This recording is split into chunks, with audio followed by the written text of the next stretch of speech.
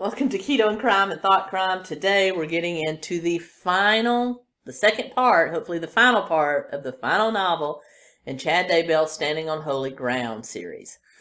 But without further ado, I just want to say a very quick shout out to my wonderful patrons and channel members. Without you, channel wouldn't exist. Thank you so much, and thank you to everybody that watches. Please watch, like, comment, share, subscribe. Make sure you're still subscribed if you have been. Hit that subscribe button, bell notification, give me a like, give me a share, give me a comment. But with that being said, let's get into this final part.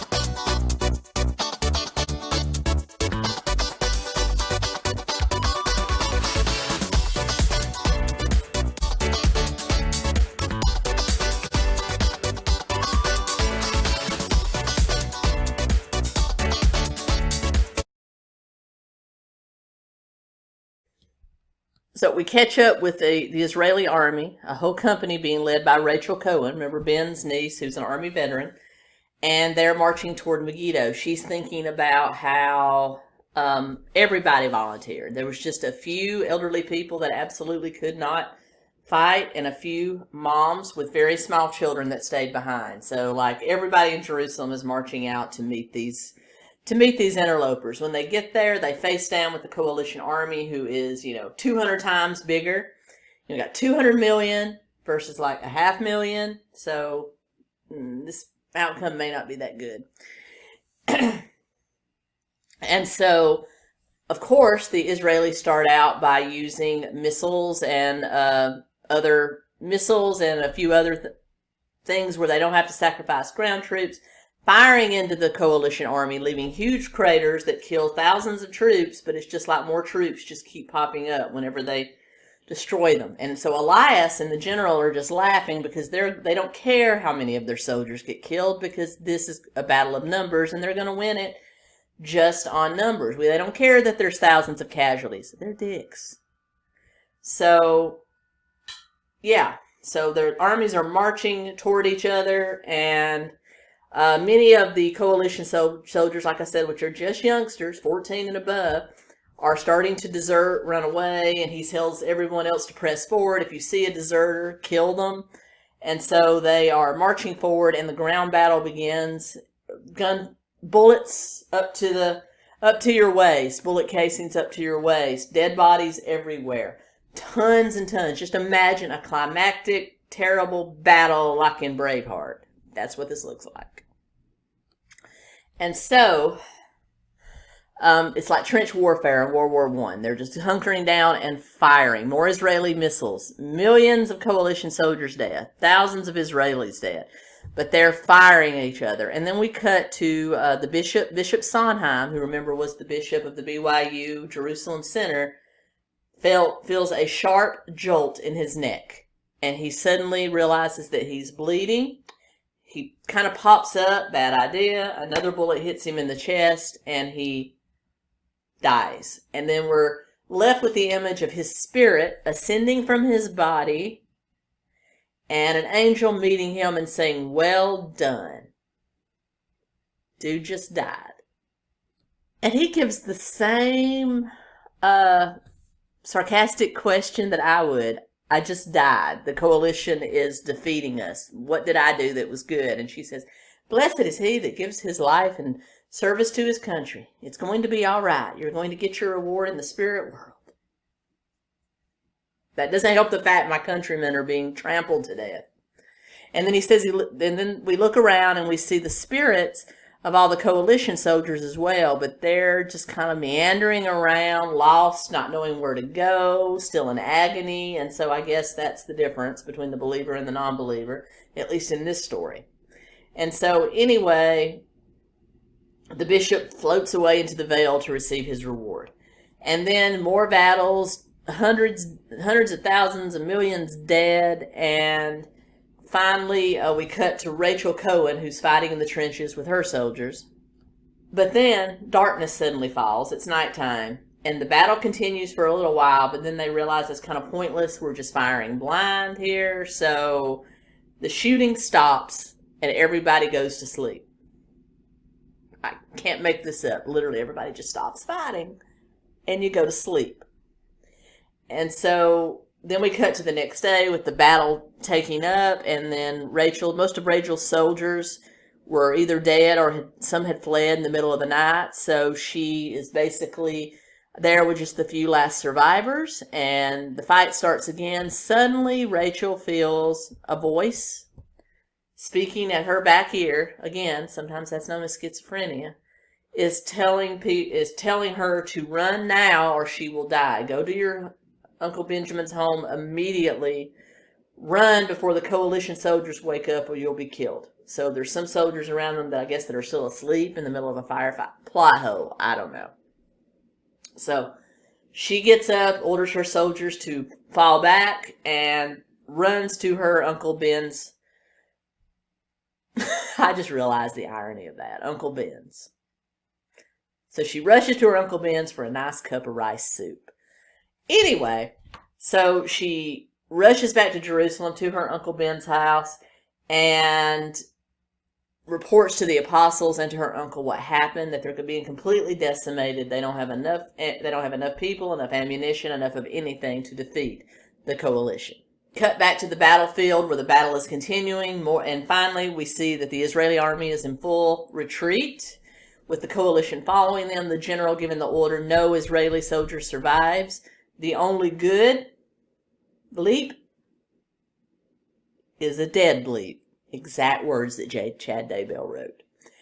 And so they are slaughtering any Israeli soldier they find. And once they have completely decimated them, they will reform up and march to Jerusalem. Rachel has barely made it back to tell them that what's happening. She evidently was shot in her mad dash for her Uncle Ben's house. And they heal her. And that's when she becomes a full convert and accepts the Mormon faith in that moment. Really, Chad? Really? And then it talks about how they move her into the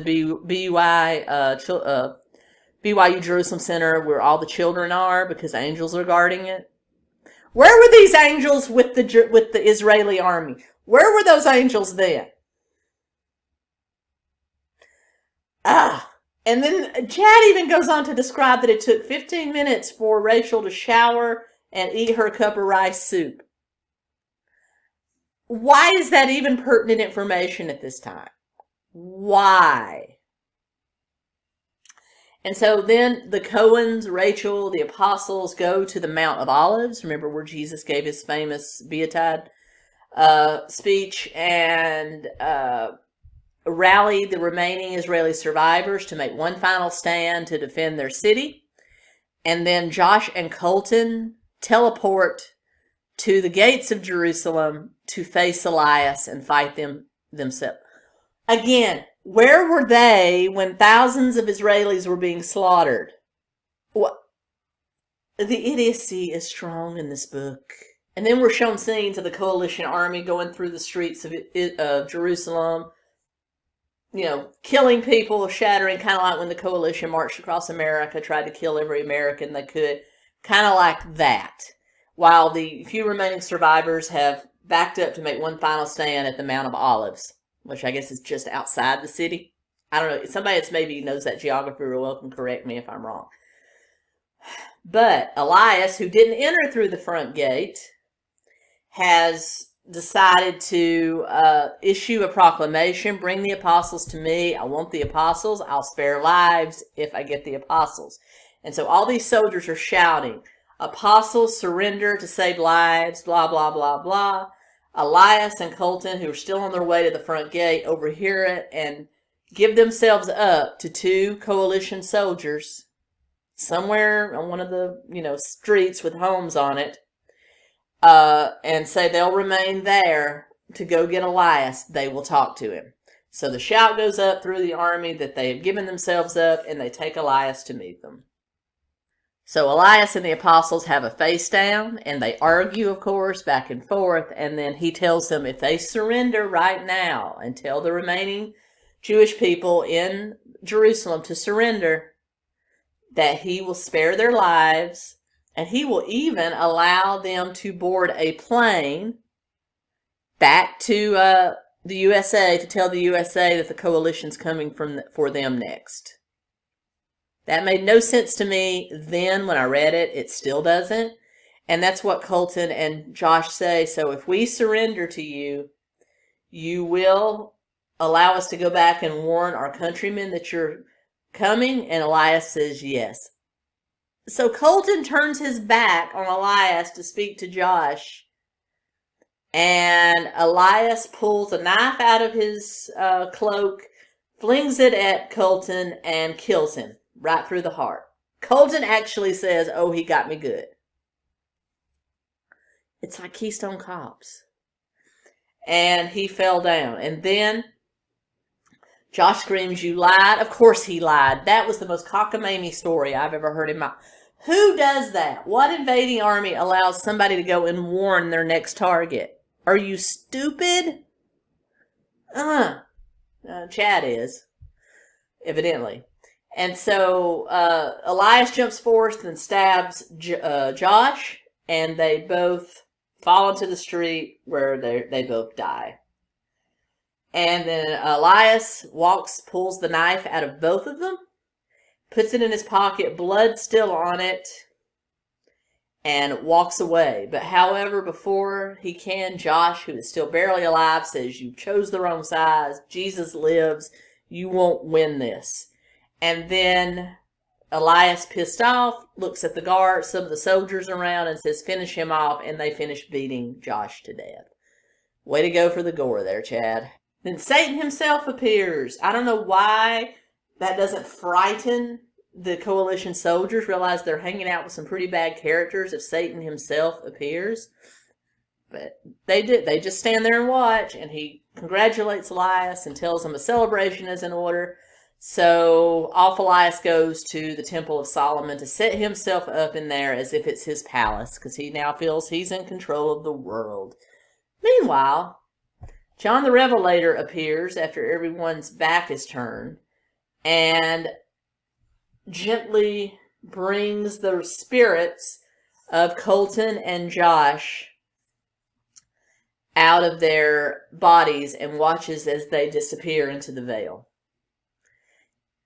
Again, he didn't protect them. He didn't help them. He allowed them to be so stupid as to fall for an obvious lie, so whatever. And so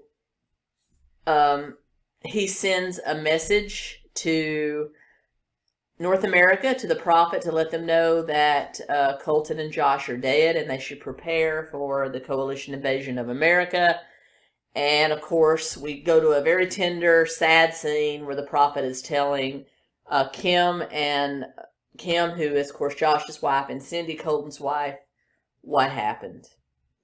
And then he gave them each a priesthood blessing and said the Lord would be protective of them because he understands their sacrifice. Then he has a broadcast satellite announcement across telling them what happened. And then we cut back to Jerusalem, where Elias has entered the temple and has set himself up in the Holy of Holies as a king. Turns out that even without all the smartphones, somebody's still filming stuff. So somebody in the crowd actually videotaped is exactly what Chad said, the murder of the apostles, and it's being broadcast in a 24/7 consistent loop for all the world. I guess CNN is still working even then. But, because, they run the same crap all the time. Anyway, so Elias declares a 3-day holiday to celebrate, and everybody gets drunk and parties. And then we cut to Josh and Colton breaking through the veil into heaven, and Jesus greets them and says, "You've done a great job." Daniel the prophet appears to them and says, "You did wonderful. Rest in paradise now." They allow them a couple of days to rest, and then he says, "We're sending you back down. You're going to re-inhabit your bodies. We have a very important plan for you." So they're going back to their bodies, so Jesus sends them back down. So we cut back down to Jerusalem where the 3-day bender party has finally ended and everybody's hungover, but yet now 𝗖𝗍 says, oh, they've been dead for 3 days. We might want to get rid of those dead bodies. So he sends somebody to retrieve their bodies, and he follows them. He wants to see those. I don't know what he wants to see, but he wants to see those bodies. Not to mention they just invaded and destroyed a city, so there's probably bodies everywhere, and they're worried about these 2 particular bodies. Anyway, Chad's like obsessive, compulsive love of all things dead really shines through in this book, and it's very disturbing. Anyway, they get there, and he actually utters the most gross statement I think I've ever read in a book. I didn't drink their blood. Like I promised I would. So we need to get some, so I can, and the soldier's like, ew, gross. But he's like, you better go do it. So the guy takes a knife to go over to get the stuff for 𝗥𝗶𝗁𝗖, you know, that. So as he's bending down to do the deed, the apostles' eyes suddenly open, and they stand up. Well, yeah. Now this is the part that gets me. Everybody is shocked and terrified, but supposedly these are all people that understand Scripture and know the prophecies and all that, even Elias and Satan over here. Supposedly, according to the Scripture itself, Satan knows the Bible better than almost anyone. So he should know all the prophecies and not be shocked about this at all. But they are suddenly shocked that these 2 apostles suddenly resurrected from the dead. It very clearly says in Revelation that the apostles will rise from the dead. No one saw this coming. Plot hole. So the 2 apostles just stand up. I don't know if they gave Elias the finger. I would have. But then they rise up, fly physically to the Mount of Olives, and come down on top of it. As soon as they do, there is an earthquake to end all earthquakes that shrieks through the entire Middle East, and then trumpets blare, the sky splits open, and 𝗙𝗂 himself comes riding out of the sky on a white horse, surrounded by an army of millions of angels and dead saints following after him, and heads straight for Jerusalem. He jumps off his horse, he floats down, and he sets foot on the Mount of Olives, and then another earthquake kind of splits the city down the middle. Rachel Cohen, who has somehow got a front row seat there, is screaming, oh, it's the Messiah. He has finally come back, or finally come. And he like reaches down and touches her and says, yes, I am the Messiah. So it's kind of like Jesus is going, yes, bitch, I am the goat. So anyway, everybody pledges allegiance to Jesus that I guess have good sense about him. And so his army sets about dispatching anybody that doesn't. So more killing, more death, blah, blah, blah. Meanwhile, Elias has ran in fear back to the temple. On the way to the temple, though, Jesus makes one final, command to the sky. It opens up. After his lots of soldiers comes meteor showers, which actually the sun doesn't burn up, or the Earth's atmosphere doesn't burn up on entry. But here comes all of these meteors heading straight for Jerusalem, and they start pounding things to death. People, animals, whoever. And Elias is hit by one of these meteorites and actually killed immediately. He wakes up immediately in the spirit realm, sees his dead body, and says, what, am I dead? And Satan says, yes, you're dead. And you did it. You did everything you told me you would do. And now I'm done with you. You've earned your spot in hell. And so all these demons maniacally grab Elias and pull him into hell. And he's screaming, I did what you said. You said I would rule the world. And Satan says, you did rule the world for 3 whole days. I fulfilled my promise. Now I'm going to do my Satan stuff to you. And then he was dragged down to hell. And then Satan flies through the air all the way back to the Kremlin and kind of looks over the other coalition soldiers. Now, I thought General Ramez was there with 𝗚𝗙liche because he led the battle, but evidently he checked out of the 3-day party and went back to the Kremlin, and he's looking in a room where all the coalition generals are meeting, and he pretty much taps General Ramez to be his new Antichrist. He said, you may not be pretty to look at. Satan's kind of a dick. But you've been cold and you've done some cold-blooded things your entire life. I think you'll be a good replacement for 𝗚𝗙liche. Maybe you'll actually help me conquer the world. Then we cut back to Jerusalem, where all the meteorites have stopped and suddenly disappeared, and now the entire heavenly army is there. And he says, let's go back to the temple. A huge feast has been prepared. Who is cooking? Who is cooking with all this going on? I have to ask, because I cooked in the military. I'm pretty sure we had as I recall, we had we had protocols for if we were attacked during food preparation time. And part of that was not finishing the meal, especially, with that kind of battle going on, but okay.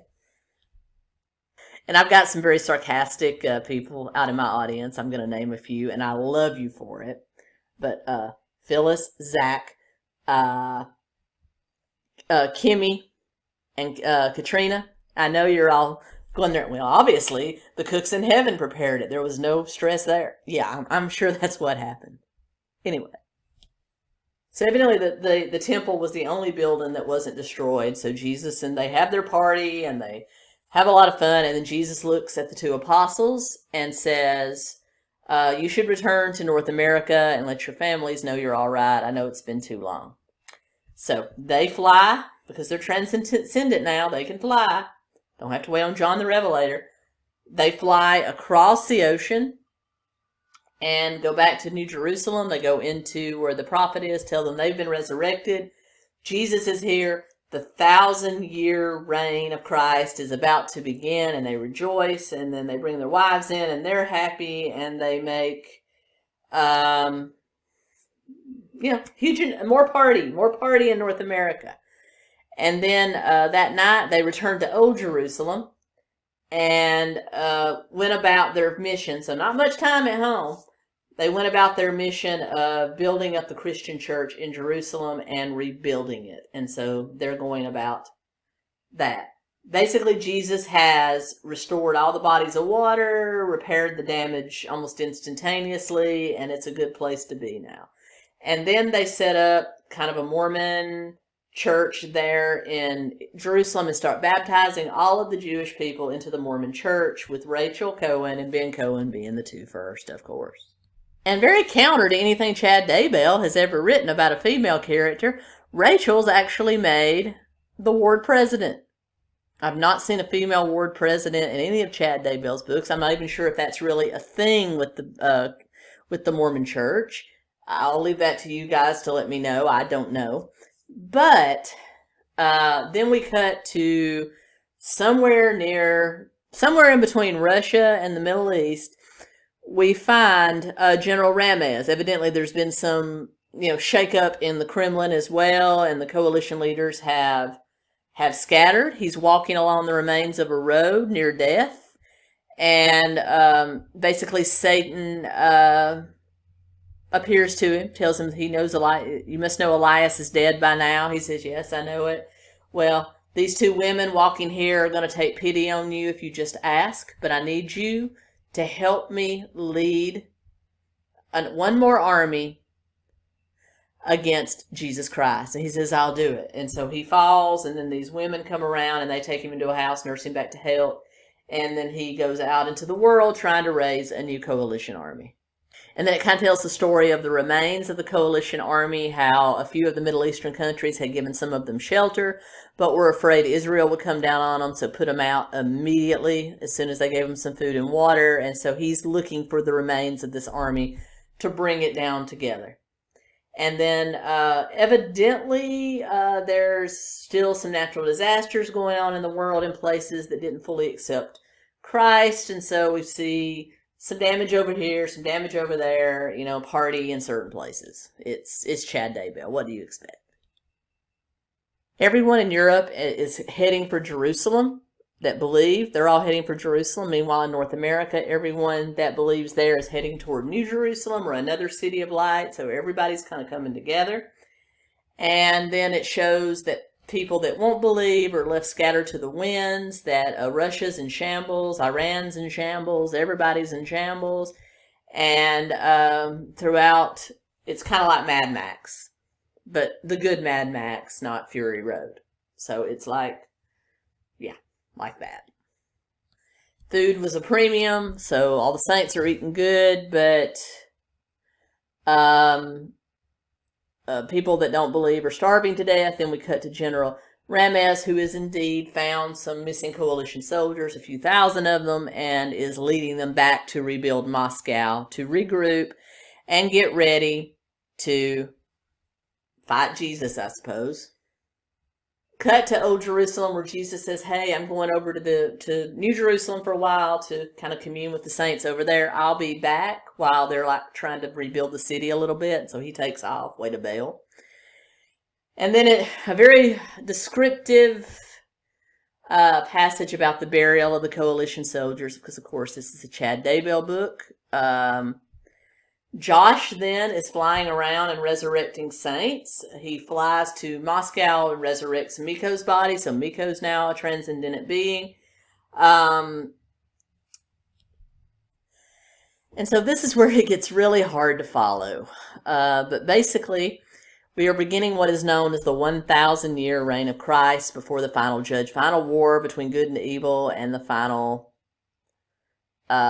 triumph of Christ. So we passed Armageddon, we passed the Great Tribulation, which if you know anything about evangelical Christianity, that's part of it. And so now we are entering 1,000 years where Christ will reign on the earth. Anyone that is evil will now be vanquished. It was evil prior. They will now be vanquished, either killed or dragged to hell, to the lake of fire, and prison there with Satan for 1,000 years. And that's exactly what happens to General 𝗂𝗂𝗂. Satan comes with demons, grabs him, he's dragged into the hell to wait for 1,000 years. And then at the end of 1,000 years, during this 1,000 years, all the saints, everybody on earth that's still alive would have to have been basically a good person. So they live very long lives. Like, they live to be several hundred years old now. So, but there are two types of people. There are people that have died and been resurrected, that are transcendental, that don't age at all. And then there's still mortals that age. So you can imagine after a few hundred years, human body, it's a slowed down version of aging, but you're still going to look pretty rough after a few hundred years. So there's two types of people: transcendent and non-transcendent, mortals and immortals. So even the mortals live a long time, but they still do die. People still die during the 1,000-year reign. So now we've got all the evil people either dead or have been imprisoned in Satan's world, and now Christ rebuilds earth into a paradise with the celestial cities. There's a joint kingdom between heaven and earth, and everybody's living their best life that's still on earth. And then basically after that 1,000 years, that's when they release Satan for a short time. That's when General 𝗂𝗂𝗂 will lead one final battle to try to destroy Jesus, but Jesus will defeat them, and then the final judgment. Then all the dead that were evil are resurrected, final judgment. The entire earth burns away, and then there is a new heaven and a new earth. And why am I speeding through this? Because you really have to know that to understand the rest of this story, which I'm about to tell you. So everybody's living happy in the celestial cities. The city of Enoch has dropped down from heaven and is now a capital. Anyway, everyone is shown on a huge movie screen the whole history of the world, including evil and good and just lots of stuff. Transcendental beings don't age. The mortals start to age. And so we cut forward several hundred years, and we got a very old Tad and a very old 𝗔𝗵 with their children and grandchildren. And I think the most hilarious part of this is like when they show the beginnings of the earth and everything about how science, reconciles with the Bible. They're evidently shown that on screen. And one day Tad looks at it and says, so this is like a very long mini-series. Look at it this way. They're watching the whole history of the world. Tad actually comments to his children and grandchildren, oh, so that's what happened with the dinosaurs. That's how they fit in. But notice they don't tell us, because this is Vallow-Daybell. Anyway, so we get to the end of the book, and there's a very old Tad and a very old 𝗔𝗵, who are recounting their lives, talking about how the resurrected 𝗙𝗂𝗀𝗃 married Tina, 𝗔𝗵's dead resurrected sister. They got married, even though they're both dead. And how they feel that everyone in their family is going to they're going to be reunited soon, and how everything's going to be all right. And basically we end with Tad and 𝗔𝗵 dying peacefully in their sleep at like 200 or 300 years old, and being resurrected and being sent to heaven. They will be resurrected after the 1,000 years back on earth, but we end with a very sad scene of, remember, Kiffin, their granddaughter, finding her grandparents dead. And that's how the book ends. But she's okay. She talks about how after the 1,000 years, she may not make it to the end of the 1,000 years, and how everybody will die, but they will all go to heaven and then be resurrected once Jesus does the great resurrection at the day of great judgment. And so that's how we end. And the final part of the book is Chad saying this was a dramatization based on prophecy, blah, blah, blah. Yeah, we know. And then he talks about his 𝗔𝗵 series. It's called An Errand for 𝗔𝗵, is the first book, the 𝗔𝗵 trilogy.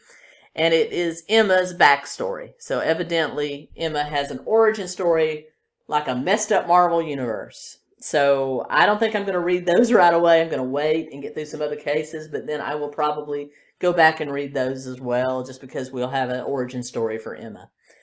Anyway, that's how it ends. With us hanging, we don't even get to see the final judgment. Chad just cuts us off.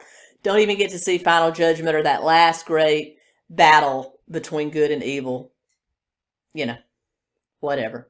It's Chad. Chad lets a lot of people down. Why should we be any different? But anyway, that ends the Standing in Holy Places trilogy. Or series of books. Not trilogy, series of books.